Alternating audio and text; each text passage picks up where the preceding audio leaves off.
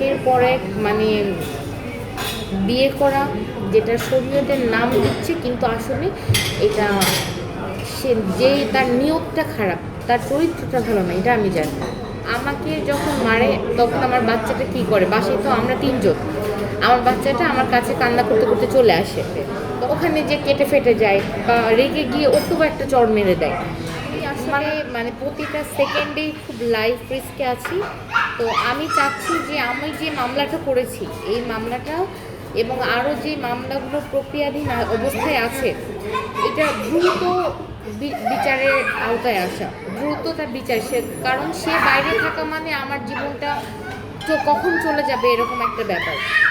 সে খুবই ভয়ঙ্কর একটা মানুষ এবং কেমন ভয়ঙ্কর তার অনেক প্রমাণই আপুর কাছে আছে। সো আমি একটা বিচার তো চাই এবং সেটা দ্রুত চাই। তার বাইরে থাকাটা আমার জন্য প্রতিটা সেকেন্ডে আতঙ্কের। আমি ঘুমাতে পারছি না, খেতে পারছি না, টেনশনে কখন কী হয়, কারণ তার যেহেতু অনেক বাহিনী আছে, অনেক লোকজন আছে।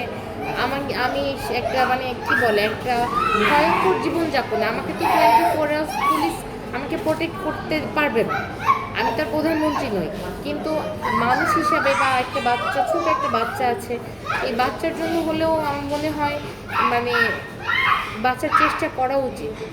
মৌত আসলে মারা যাব ঠিক আছে, কিন্তু এভাবে চাই না, এভাবে কারো হাতে চাই না। আর আরেকটা কথা বলতে চাচ্ছিলাম যে ওনার মতো আলেম হচ্ছে আলেম সমাজের জন্য আমি বলবো কলঙ্ক। আর কোনো মেয়ের জীবন যেন নষ্ট না হয়। আর আলেম সমাজের থেকে অনেকে আমার সাথে যোগাযোগ করেছে, তারা বলেছে তার বিরুদ্ধে ব্যবস্থা নেই। সমাজে তার মতো মানুষের মুখোশটা উন্মোচন করা দরকার, যেন আর কোনো মেয়ের জীবন নষ্ট না হয়। আমরা এটা চাচ্ছি। এটা মিডিয়া ফেস করার যে ব্যাপারটা সেটা হচ্ছে যে গতকালকে আমি আমার হাজব্যান্ডের এগেনস্টে একটা মামলা করি, নারী নির্যাতন একটা মামলা করি। ওই মামলাটা করার পর এসে আমি তো মামলা করেছি, তো সেটা আমি সেফ ছিলাম না বলে। একটা মেয়ে সহজে কিন্তু সংসার ভাঙতে চায় না, আর স্পেশালি যখন বাচ্চাটা হয়ে যায় তখন বাচ্চার ফিউচারের কথা চিন্তা করে আমি সবর করতাম এবং দোয়া করতাম যে হয়তো সে ভালো হয়ে যেতেও পারে, তাকে বুঝাই শোনাই। কিন্তু আসলে না, আমি যেটা বুঝলাম সে একাধিক বিবাহের নাম করে এই হালাল জিনিসটাকে মিসইউজ করছে। আসলে এরকম যে ভালো না লাগলে ছেড়ে দিব। আমরা অনেকের সাথে এরকম কন্ট্যাক্ট করে বিয়ে করতো, যে এরকম যে তারাও বলতো যে আমার সাথে একদিন, এগুলো বলতে আসলে লজ্জার বিষয়, যে থেকে দেখে তারপরে ভালো না লাগলে ছেড়ে দিও। খুবই নোংরা আসলে ব্যাপারগুলো। সে তার যাদের সাথে বিয়ে হয়েছে এবং এই ক্যাটাগরিরও কিছু ব্যাপার আছে, তো এই জিনিসগুলো আমি নিতে পারতাম না, অনেক প্রবলেম। আর এই সমস্ত কারণ, এরপরে বাচ্চার যে ইস্যুটা, যখন বিভিন্ন কারণে এরকম যখন হাজব্যান্ড ওয়াইফের রিলেশন থাকে, এটা কিন্তু নর্মাল কখনোই থাকে না। একটা ওয়াইফ যখন জানে তার হাজব্যান্ড এতগুলো মহিলার সাথে সম্পর্ক তার, সে কখনোই তার হাজব্যান্ডের সাথে কিন্তু নর্মাল একটা ভালো রিলেশন রাখতে পারে না, একটা অফিসিয়াল টাইপ রিলেশন হয়ে যায়। আমাকে যখন মারে তখন আমার বাচ্চাটা কি করে, বাসায় তো আমরা তিনজন, আমার বাচ্চাটা আমার কাছে কান্না করতে করতে চলে আসে, তখন ও আমাকে এসে জড়িয়ে ধরে, তখন ওকে জোরে ধাক্কা মারলে কখনো খাটে কিছু তো একটা যেহেতু লাগবে, ওখানে যে কেটে ফেটে যায় বা রেগে গিয়ে ওকেও একটা চড় মেরে দেয়। মারার পরে নাক দিয়ে রক্ত বের হয়ে গালটাল ফুলে খারাপ একটা অবস্থা হয়ে যায়।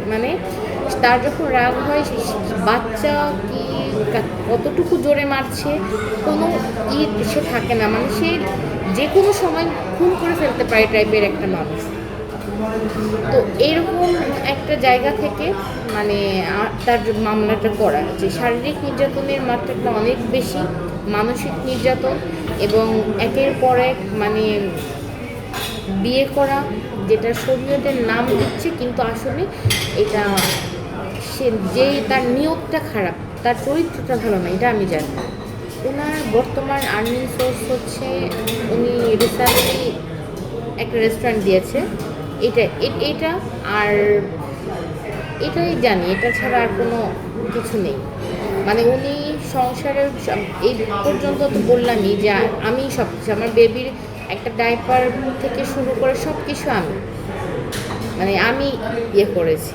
ওনার ফ্যামিলির সাথে সম্পর্ক থাকে না যখন আমার সাথে থাকে, যখন আমার সাথে থাকে না তখন ফ্যামিলির সাথে সম্পর্ক ভালো থাকে, যেরকম এখন এই আর কি।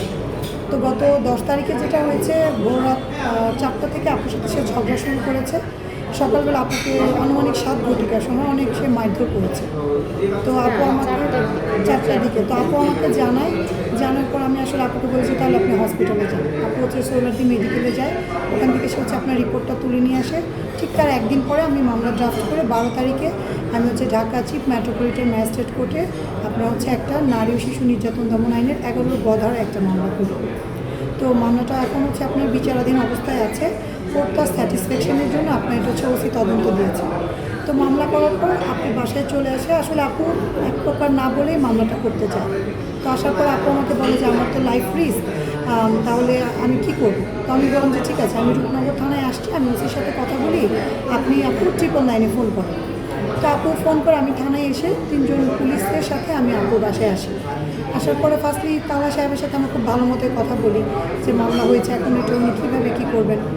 তো উনি হচ্ছে প্রচুর উগ্র হয়ে যান। আর উনি যেসব এক্সকিউজ দেখাচ্ছিল, যেমন আমি ওনাকে বলি যে আপনি 9টা বিয়ে কেন করলেন, সবগুলো বিয়েরই কিন্তু আমাদের কাছে ডকুমেন্টস আছে।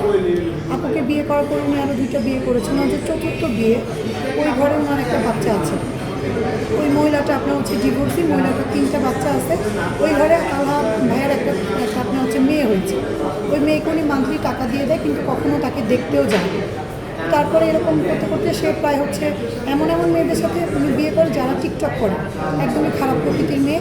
1 মাস 2 মাস এদের সাথে বাসা ভাড়া করে থাকে, তারপর হচ্ছে আপনার এদেরকে ছেড়ে দেয়। আমাদের কাছে সব ডকুমেন্টই আছে, মোটামুটি 9টা বিয়ে। আর কতগুলো করেছে আমরা জানি না। তো তারপর হচ্ছে পুলিশ আসার পরে আমরা বলি যে আপনি বাসা থেকে চলে যান, যেহেতু আপনার লাইফ রিস্ক আছে। তো উনি বলে যে আমি আমার বাসা ছেড়ে যাবো না। তো আমরা বলি ঠিক আছে, তাহলে আপুর মার বাসায় চলে যান। তো আপুকে 1 ঘন্টা টাইম দেওয়া হয় কাপড় গোছানোর জন্য। তাহলে সাহেবকে আমাদের সাথে আমরা নিচে নিয়ে যাই। তো উনি নিচে যাওয়ার পর আমাদের দেখি যেহেতু বিকেল হয়ে গেছে, আমরা পুলিশকে উনি আশ্বস্ত করার পর আমরা ওখান থেকে চলে যাওয়ার 10 মিনিট পরে উনি বাসায় ঢুকে আপুকে আর বাসায় যেতে দেয় না। তো আপু আমাকে ফোন করে, আমি বলি যে আপু আপনি নর্মালি থাকেন, ঝামেলাতে যেন না, যেহেতু রাত হয়ে গিয়েছে। আপুর সাথে আমার লাস্ট 9:30টার সময় কথা হয়। তো তারপরে সে রাত 2টার দিকে আপনার তার রেস্টুরেন্ট যে অ্যারাবিয়ান, ওইটার 4-5 জন স্টাফ বাসায় এনে আপনার হচ্ছে আপুর প্রায় 40 লাখ টাকার আপু তো খেলনার 40 থেকে 50 40 লক্ষ থেকে 50 লক্ষ টাকা আপু তো খেলনার বিজনেস করে। আপু বিজনেস ড্রেস, বাচ্চাদের ড্রেস চায়না থেকে সব কিছু ইম্পোর্ট করে। তো উনি একটা 4-5 জন লোক কী করে উনি একটা ট্রাক ভাড়া করে উনি সারা রাতে এগুলো করে আপুর 2টা phone, iPhone plus Android phone, আপুর বেবির পাসপোর্ট সব কিছু উনি সিজ করে নেয়। তারপর হচ্ছে এর মধ্যে আমি আপুর বাসার ইন্টারকমের লাইনও কেটে রাখি, যেন কারোর সাথে কোনো কমিউনিকেশন না করতে পারে। তো হচ্ছে তারপর আপুর আম্মু আমাকে এক পর্যায়ে ফোন দেয়। আমি তখন কোর্টেছিলাম যে মা তুমি কিছু করো। তো আমি ইমিডিয়েটলি আপুর বাসা যে বাড়িওয়ালা ওনাকে ফোন দিই, কারণ আপু আমাকে আগেই নাম্বার দিয়ে রেখেছিল। তো বাড়িওয়ালা পরে তালা সাহেবকে ফোন করে যে ওনার লাইফ রিস্ক, পরে বাড়িওয়ালাকে নিয়ে এসে তার আগে উনি পুরো বড় একটা ট্রাক ভাড়া করে আপুর প্রায় 40 থেকে 50 লাখ টাকার বিজনেস প্রোডাক্ট উনি নিয়ে যায়, প্লাস ওনার 2টা মোবাইল, বাচ্চার পাসপোর্ট সব কিছু নিয়ে উনি চলে যায়। আর রাতের বেলা হচ্ছে আপু আর আপুর বেবির গলায় উনি ছুরি ধরে রাখে, একটা জিম্মি করে রাখে, তোমরা যদি কিছু বলো আমি মেরে ফেলবো, প্লাস ইন্টারকমের লাইনও কেটে রাখে। হ্যাঁ, আমি তখন চাচ্ছিলাম যে পাশে আওয়াজ করে কাউকে বলতে 999 কল দিতে, কিন্তু উনি এই জন্য পরে ছুরি নিয়ে আমাদের গলায় ধরে। বাচ্চার গলায় ধরলে তো, বাচ্চার গলায় যদি ছুরি ধরে, আসলে এটা আমি কিভাবে বোঝাবো। এর পরে বিয়ে করা, যেটা শরীয়তের নাম দিচ্ছে, কিন্তু আসলে এটা সে যে তার নিয়তটা খারাপ, তার চরিত্রটা ভালো না, এটা আমি জানি।